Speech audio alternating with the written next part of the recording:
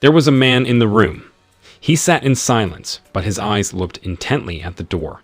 Moments later, someone slowly opened the door, and the gun was pointed at him. Paul picked up his daughter at school. His daughter is Caitlin. She was happy when she saw his father waiting for her. Then Paul noticed a drawing on his daughter's hand. Caitlin firmly explained that the drawing was made of henna. The reason for the drawing, she added, was because she was studying Indian culture. Paul thought that the drawing could not be erased, but Caitlin clarified that the drawing could be smudged.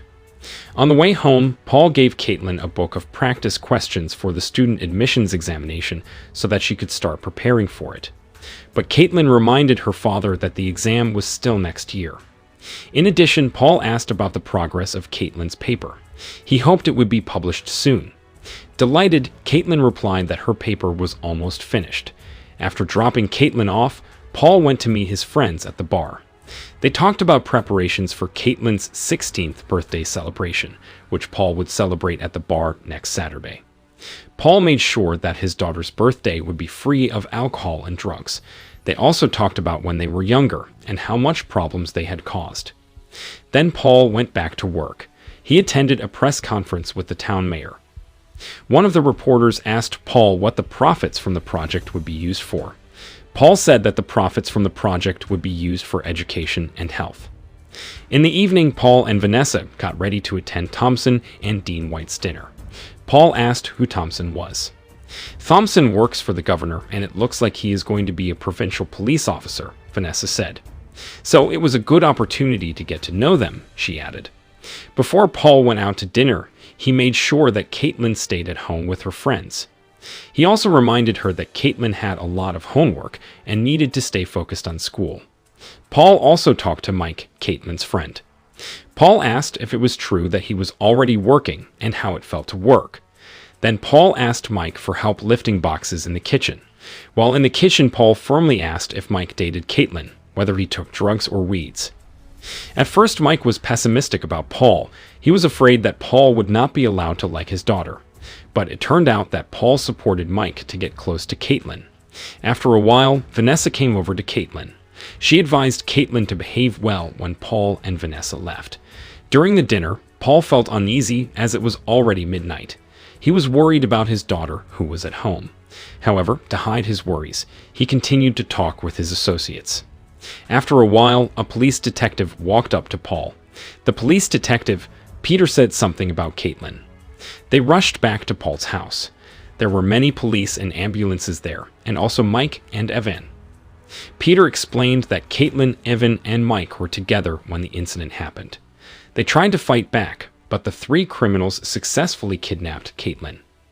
Peter tried to ask Paul if he had a problem with someone so that the person kidnapped Caitlin. Paul was a little annoyed by the question.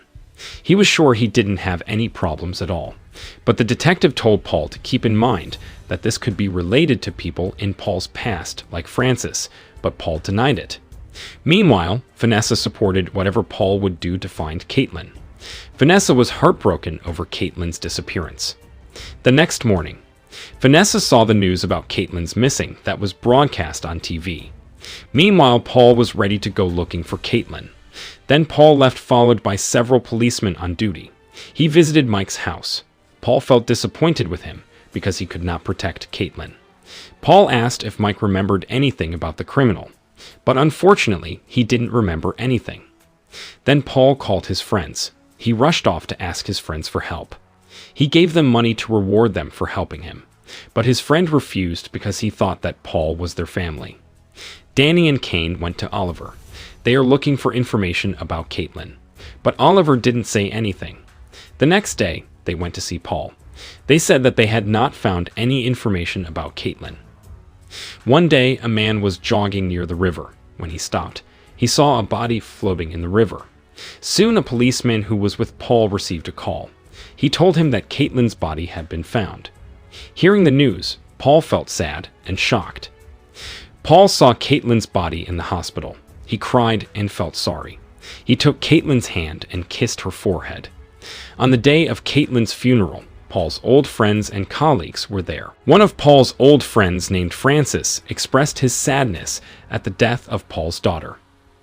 Afterwards, he wanted to talk to Paul. Paul walked over and pushed him, who was in a wheelchair. They talked about their past as criminals. Francis felt that Paul's life was very comfortable with everything Paul had: a job, a house, a business, and a beautiful wife. He also thought that Paul must have wanted to do something about the loss of his daughter, Caitlin. Hearing that, Paul was a little skeptical of Francisal. Paul thought there was an implicit meaning behind the words. Francisal suggested that Paul leave the case of his son's death to the police, but Paul ignored Francis's advice. Meanwhile, Francis was very adamant about his opinion. He also reminded Paul that he was the one who had helped him get out of his dirty business clean. Now Francis wants Paul to repay his kindness by letting Caitlin go and handing over the case to the police. Then their conversation ended with Paul leaving Francis. After Caitlin's funeral, Paul, Vanessa, Danny, and Kane went to Paul's house, but Paul sent Vanessa away, leaving them talking in the kitchen. Paul asked them for advice.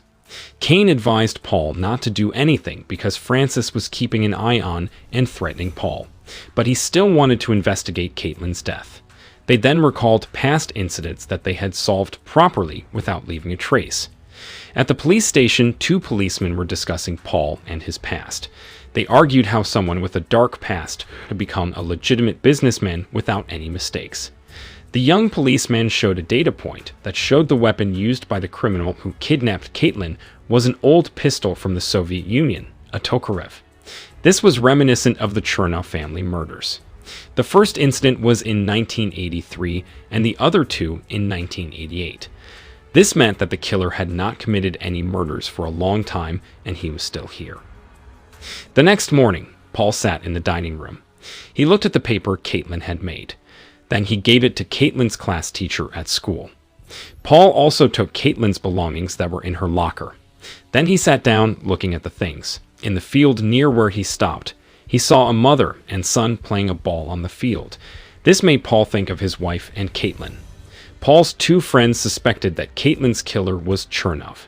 They went to Paul's house and tried to tell him that the murderer might be a Russian mafia hitman using a Tokarev TT-33 pistol. In the afternoon, they met Danny.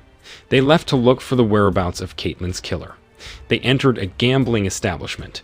Paul and his friends fought against the people inside. They managed to defeat the people. The next day, Paul told Vanessa to pack her bags and leave his house. They argued. Vanessa didn't want to leave their house, while Paul wanted Vanessa to be in a safe place. Later, Paul, Danny, and Kane searched for information elsewhere. Paul felt that he needed the help of a Russian gangster to find out Caitlin's murderer. Therefore, they met the person who was in a bar. After seeing the tattoos on the man's neck, Paul remembered an incident 19 years ago when he stole money. It turned out that the man knew who Paul was. The man suddenly ran from Paul, but Paul caught him. Paul had guessed that the man knew Paul was the one who stole Chernov's money from this man 19 years ago. Paul didn't care what he said. He just continued to ask questions about who killed Caitlin. But the man died of a gunshot wound to the stomach from being shot by Danny while running away from the bar. Seeing that he was very frustrated and sad, Paul returned home, then went to the bar to see the detective. The detective said that Paul's actions would not be able to return his daughter to the world. The detective told him that his son had been hit by a car. He almost shot the person who hit his son, but he undid his intention because his son returned to health. Hearing the story, Paul was annoyed. He said that the difference between Caitlin's case and the detective's son was that Caitlin died while the detective's son was still alive. After leaving the bar, Paul, Danny, and Kane went to a house suspected of being the base of Caitlin's assassin. They look for the mastermind behind the murder of Paul's son. Soon, they are able to defeat Chernov's men. The next morning, the police came to the house that had been messed up. It turned out that the house was a drug place led by Chernov. The police were shocked at the state of the house. The detective felt defeated by someone who was able to destroy Chernov's operation. After getting the news that Chernov's drug base was destroyed by Paul, Chernov's men reported the incident. Of course, Chernov was upset and disgusted with the man who killed people without expressing his wishes. Chernov's men went immediately to Kane's bar. It didn't take long before they were able to knock Kane out and take him away.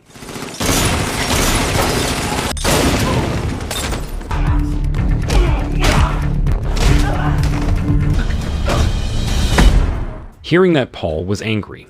He ran after Chernow's 4 men. He speeded up, violated traffic laws, and crashed into cars several times. Paul was also chased by the police. Eventually, the police were able to stop Paul. Paul was very angry and upset because he lost Chernow's men who brought Cain, but soon the detective let Paul go, letting Paul do what he wanted. Cain arrived at Chernow's base. He was hanged and questioned about why he killed Chernow's men. Cain said that Chernow was Caitlin's killer. Hearing that, Chernow was angry and killed Cain. After Paul was released by the detective, he went to Danny's home base. They argued and fought.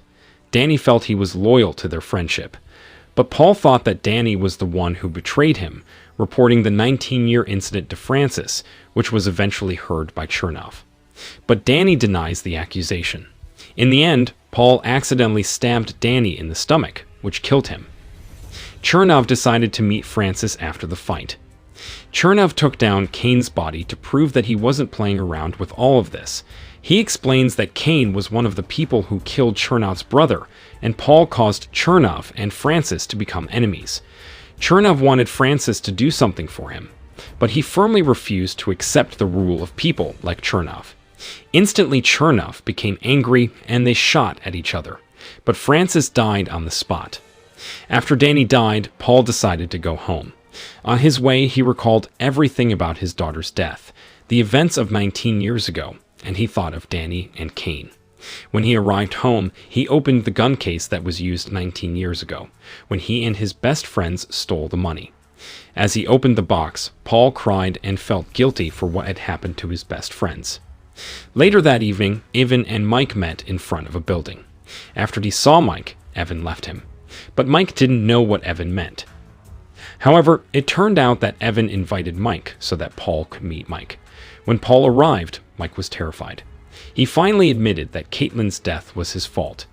He told everything that actually happened. When he was playing with Paul's gun, he didn't know that it contained bullets. They were drunk at the time. He had his back to Caitlin. Mike turned around and was surprised when Caitlin stood behind him and he accidentally shot her in the head. Evan and Mike were scared and confused, so they took Caitlin to the woods. They made it seem as if it was a robber or mafia attacking them at home. Paul was shocked and regretful when he heard Mike's unexpected explanation. At first, Paul wanted to kill Mike, but he felt weak and decided against it. Paul decided to go home. He sat on Caitlin's bed. He called Vanessa and explained that the situation was safe. He told her about his dark past. He apologized for disappointing Vanessa. Sadly, Paul ended the call. As he prepared himself, he ended his life by stabbing himself with a knife.